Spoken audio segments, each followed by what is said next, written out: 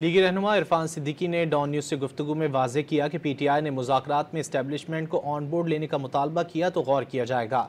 उधर जावेद लतीफ़ ने भी दो टोक पैगाम दिया कि किसी की रिहाई के लिए बाहर से दबाव डाला गया तो पूरी कौम यकजा हो जाएगी।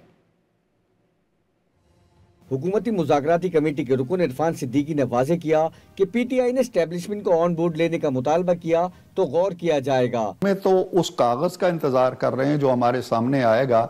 उसमें क्या ये बात शामिल होती है कि जी आप हमारे और इस्टेब्लिशमेंट के मामला ठीक करें।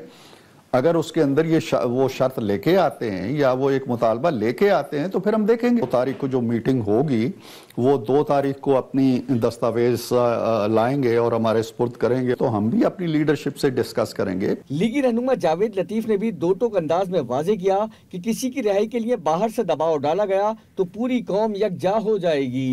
अगर हमारे अंदर मुदाखलत होगी, अगर हमें कोई डिक्टेट करेगा, अगर कोई हमें गुलाम समझ के हुक्म देगा कि इसको छोड़ दो, इसको गिरफ्तार कर लो, तो हम एक कौम नजर आएंगे। हुकूमत और PTI के दरमियान मुज़ाकरात का अगला दौर 2 जनवरी को होगा, जिसमें PTI की जानिब से तहरीरी तौर पर मुतालबात पेश किए जाएंगे।